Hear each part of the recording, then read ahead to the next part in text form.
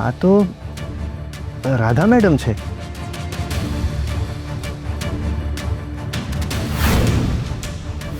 ચાલ નીકળ મારા ઘરમાંથી. બીજી વાર આ ઘરમાં પગ મૂક્યો છે ને તો તારો ટાંટિયો તોડી નાખીશ.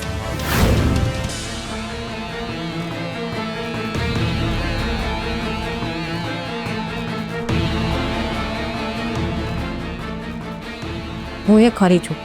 આ જમ્યા પછી ધનરાજને મુખવાસ આપવાનો તો રહી જ ગયો.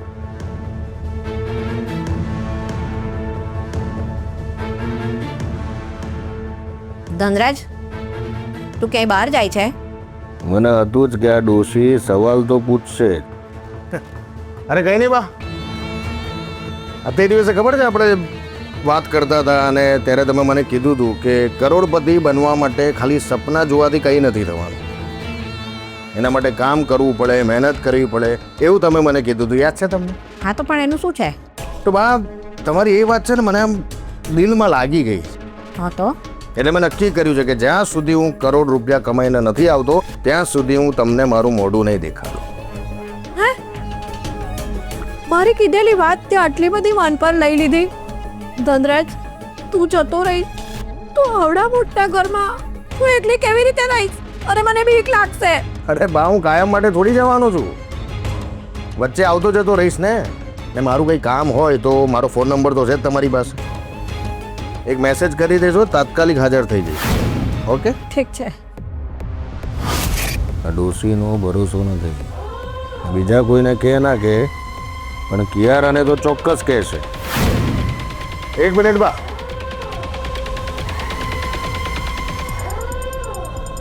હું બહાર જઉં છું એ વાત આપણા બે સિવાય કોઈ ત્રીજાને ખબર ના પડવી જોઈએ. તમારી લાડકી કિયારા પણ તમને પૂછે ને તો કોઈ બહાનું બનાવી દેજો કે ધનરાજ થોડા દિવસ માટે ગામડે ગયો છે કે આમ તેમ. હા, આમાં તમારો પણ એક ફાયદો છે બા. મારો શું ફાયદો છે બા?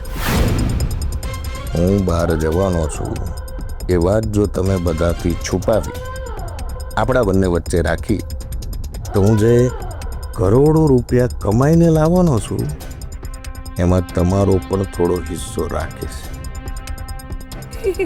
એટલે તું કરોડપતિ અને હું લખપતિ. 110% બા. તો છે ને જરાય ચિંતા ના કરતો. આ વાત છે ને આપણા બે સિવાય કોઈ ત્રીજાને ખબર નહીં પડવા દઉં. હું લાખોપતિ રે, હું લાખોપતિ, હું લાખોપતિ રે, હું લાખોપતિ. ડોશી લાલચું તો છે. ચાલો.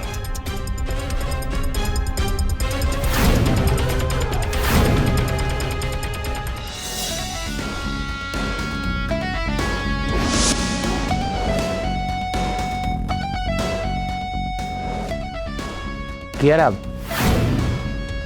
દરવાજો ના બંધ કર. કૃષ્ણ મગજમાં હજી તે દિવસનો ડર જીવતો છે. હવે કંઈક એવું થવું જોઈએ જેથી હું કૃષ્ણને ચારે ખાને ચિત્ત કરી શકું.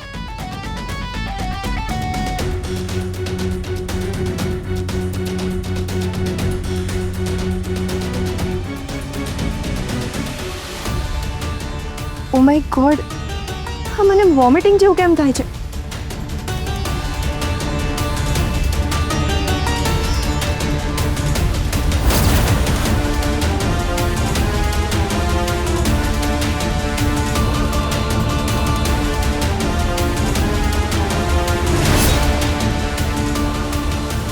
ઓ માય ગોડ, હું પ્રેગ્નેન્ટ તો નથી ને?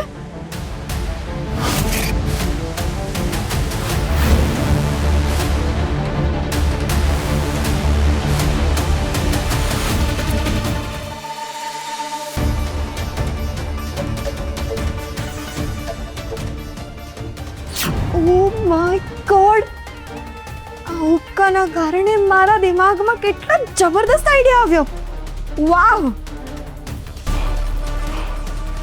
મેં કૃષ્ણે મારા તરફેણમાં કરવાના કેટલા બધા પ્રયત્નો કરી લીધા, પણ હજી સુધી હું પેલી રાધાને એના મનમાંથી કે એના મગજમાંથી કાઢી નથી શકી.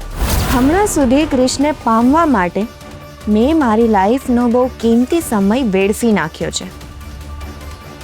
ના, પણ હવે નહીં. હવે વધારે સમય રાહ જોવાનો કોઈ અર્થ નથી. મારા મગજમાં અત્યારે જે આઈડિયા આવ્યો છે ને, જો એના પ્રમાણે હું ચાલીશ ને તો ક્રિશની લાઈફમાં એન્ટર થવું બહુ સહેલું થઈ જશે.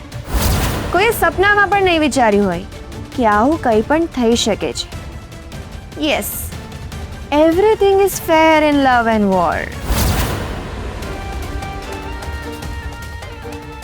આઈડિયા તો મારા મગજમાં આવ્યો છે, પણ એને પરફેક્ટલી પ્લાન કરીને એક્ઝિક્યુટ કરવો પડશે. અને હવે જો જરા સરખી પણ શંકા કોઈને થઈ ને તો મારો આખો પ્લાન ફેલ થઈ જશે. અને હવે મારો પ્લાન ફેલ થાય ને એ મને નહીં પોસાય. મારે પરફેક્ટ સ્ટ્રેટેજી સાથે આખી રમત રમવી પડશે. એન્ડ આમાં હું સક્સેસ મેળવીને રહીશ, બાય હુક ઓર બાય ક્રુક.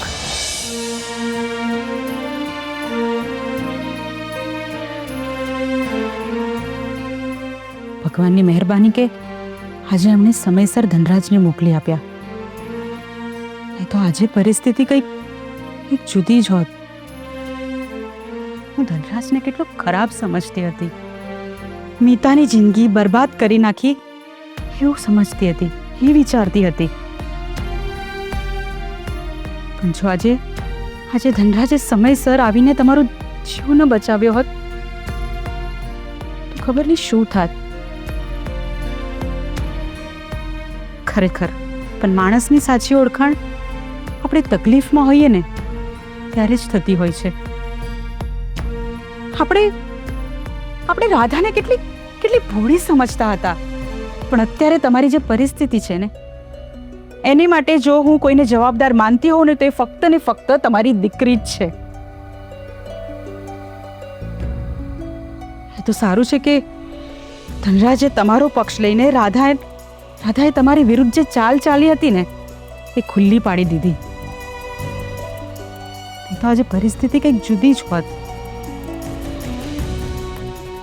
આપણે ધનરાજ સાથે હંમેશા અન્યાય કરતા આવ્યા છે. મારા મનમાં ધનરાજ માટે જે તિરસ્કાર હતો ને એ આજ પછી ભૂસાઈ ગયો છે. કોઈ સારા માણસ માટે મનમાં દ્વેષ રાખીને આપણે ધનરાજ સાથે અને જાણતા અજાણતા મીતા સાથે પણ અન્યાય કર્યો છે. એટલે જ એ ભૂલનું પ્રાયશ્ચિત કરવા માટે મેં ધનરાજને આપણા ઘરે રહેવા માટે બોલાવી લીધા છે.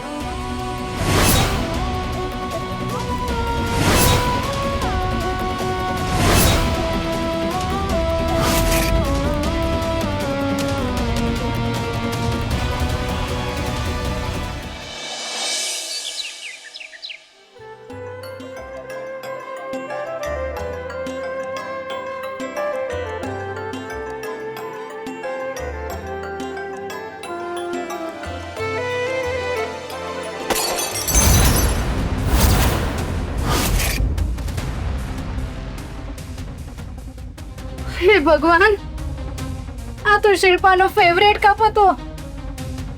જોઈને ખબર પડશે ને કે એનો ફેવરેટ કપ મેં તોડી નાખ્યો છે તો એ મને નહીં બોલવાનું બોલશે, મારું અપમાન કરશે.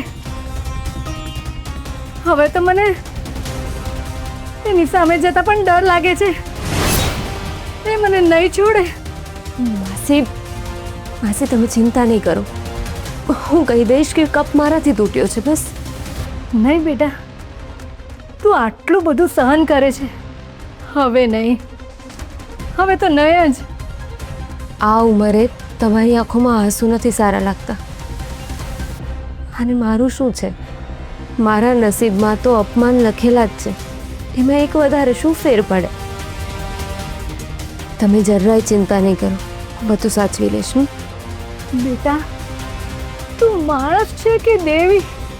હું બસ તમારા જેમ એક સ્ત્રી જ છું, પણ ફરક એટલો છે કે હું તમારી આંખોમાં આંસુ નથી જોઈ શકતી.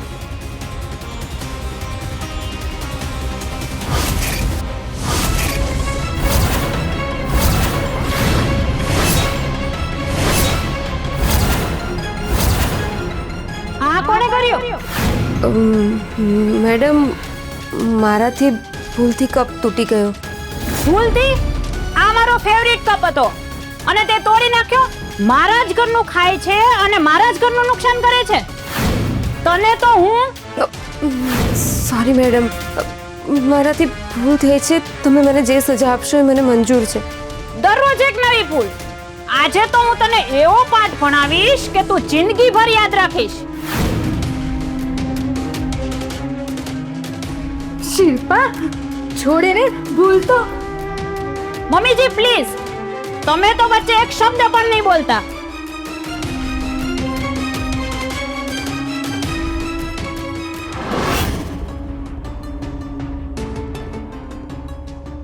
જે વાતને હું મોટું રૂપ આપવા માંગુ છું ને, એનો પાયો તો મારે નાખવો જ પડશે.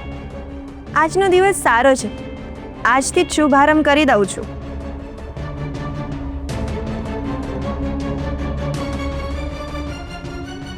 ગુડ મોર્નિંગ ભાભી.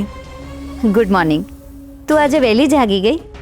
હા ભાભી, એકચ્યુઅલી આખી રાત મને ઊંઘ જ ના આવી. બહુ બેચેની જેવું લાગતું હતું. તારી તબિયત ઠીક નથી કિયારા. ચલ હું તને કોફી બનાવી આપું છું. થેન્ક યુ ભાભી. ભાભી, શ્રેયા જ્યારે આવવાની હતી ત્યારે તમને કેવી રીતે ખબર પડી? શ્રેયા આવવાની છે? આઈ મીન ટુ સે, એ જ્યારે તમારા પેટમાં હતી ત્યારે તમને પહેલી વાર કેવી રીતે ખબર પડી? કિયારા, તું આટલી વહેલી સવારમાં આવા પ્રશ્નો કેમ પૂછે છે? પ્લીઝ કોને ભાભી? જો, દર મહિને જે રેગ્યુલર પીરિયડ્સ આવતા હોય છે ને, એમાં 10-12 દિવસ ઉપર થઈ ગયા અને મને બેચેની થવા લાગી.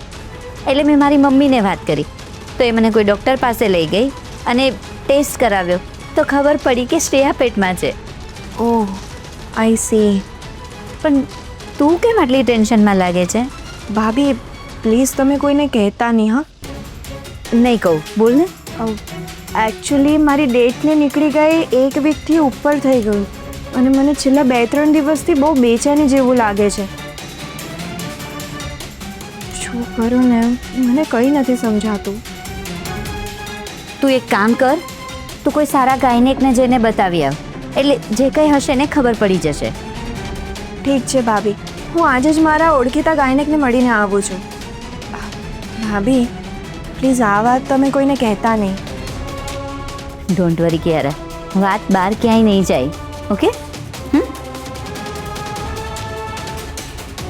થેન્ક યુ ભાભી. અને એવું હોય તો હું તારી સાથે આવું? ના ભાભી, એની કોઈ જરૂર નથી. હું મારી જાતે જતી રહીશ.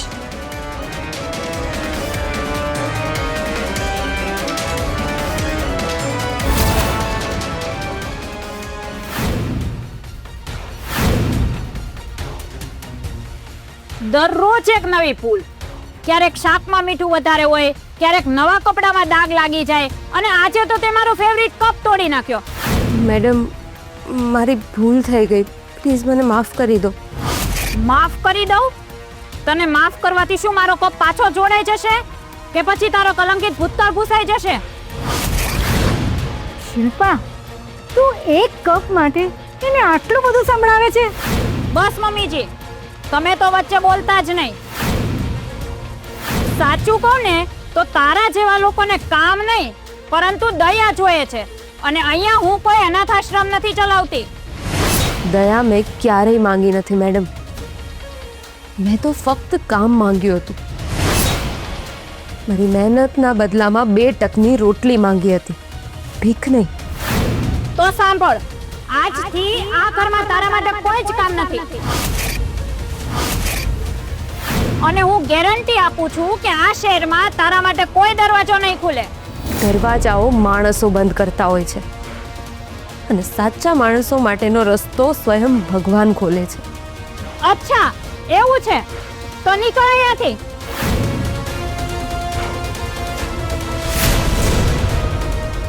ચાલ નીકળ મારા ઘરમાંથી. હવે તારી જરૂર નથી મારા ઘરમાં. ચાલ ચાલ ચાલ.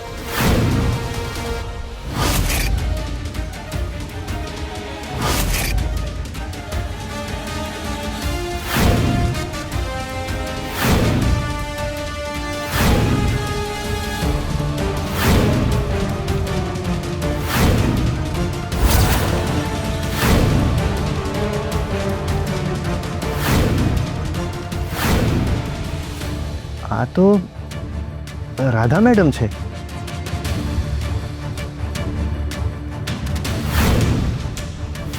ચાલ નીકળ મારા ઘરમાંથી. બીજી વાર આ ઘરમાં પગ મૂક્યો છે ને તો તારો ટાંટિયો તોડી નાખીશ.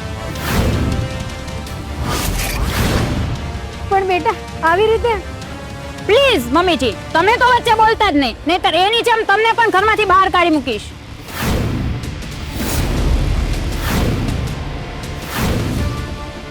તું હજુ અહીંયા કેમ ઊભી છે? ચાલ નીકળ ફટાફટ અહીંયાથી.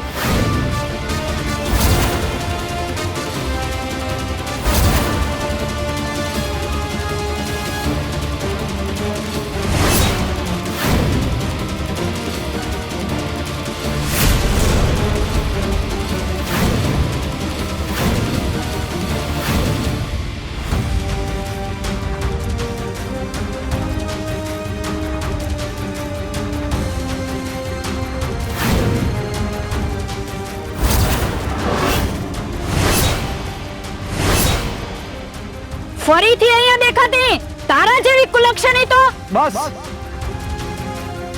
હવે બહુ થયું. એક પણ શબ્દ જો વધારે બોલ્યા છો ને તો હું બીજું બધું ભૂલી જઈશ. ઓ મિસ્ટર, આ અમારો ઘરેલું મામલો છે, તમે તો વચ્ચે પડતા જ નહીં. ઘરેલું મામલો? એક ગર્ભવતી સ્ત્રીને ધક્કો મારવો એને તમે ઘરેલું મામલો કહો છો? It's a crime. આ નિર્દયતા છે અને માણસાઈ ના કહેવાય.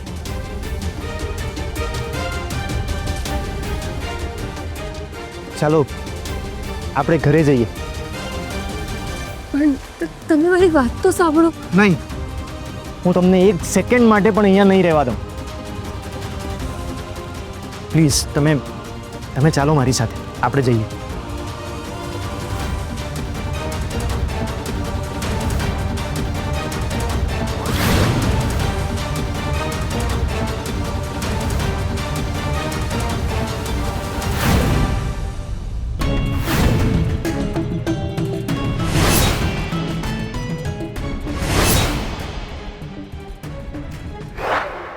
હું તમારી જ રાહ જોતી હતી. બેસો ને.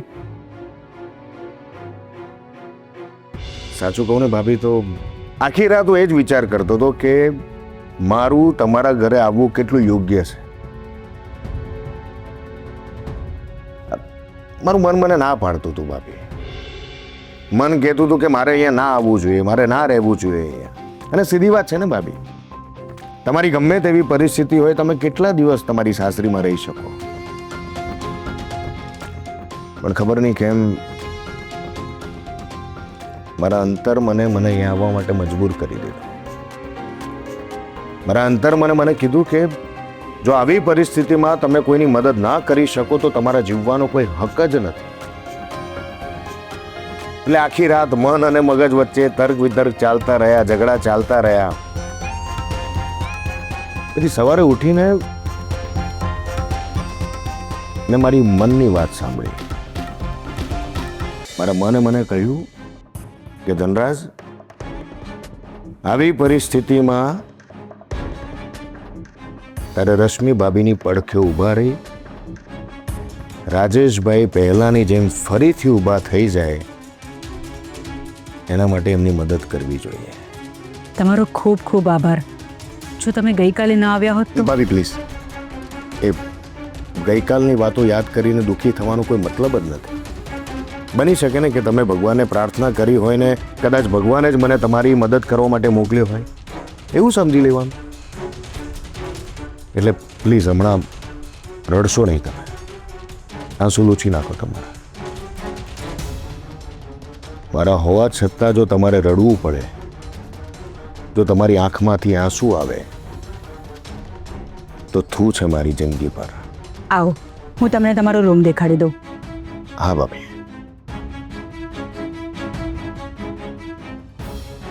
આ બાજુ. હા.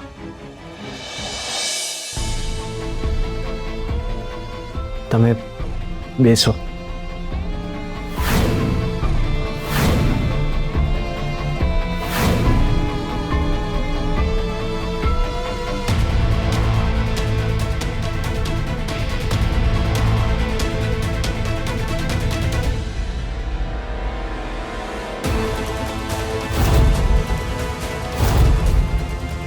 રાધા મેડમ, એક વાત પૂછું, શા માટે તમે આટલું બધું સહન કરો છો?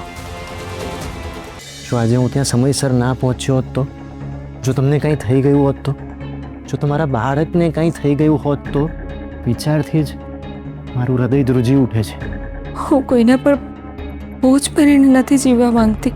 તમે મને આશરો આપ્યો, એનો અર્થ એવો નથી કે હું આખી જિંદગી તમારા સહારે જીવું. અને મારા બાળકને શીખવવું છે કે એની માં એની મહેનતથી જીવી, કોઈની બીકથી નહીં. ચાલો એક કામ કરીએ. શું? તમે જે પરિવારમાંથી આવો છો એ ભૂલીને તમે પોતાના સ્વાભિમાન માટે કોઈ બીજાના ઘરે ઘરકામ કરવા માટે તૈયાર થયા. આ વાત માટે મને તમારા ઉપર ગર્વ છે. સાચું કહું તો છેલ્લા ઘણા સમયથી હું મારી ક્લિનિકમાં એક પ્રામાણિક અને મહેનતુ અસિસ્ટન્ટની શોધમાં છું. જો તમને વાંધો ના હોય તો તમે મારી ક્લિનિકમાં કામ કરશો તો મને ગમશે.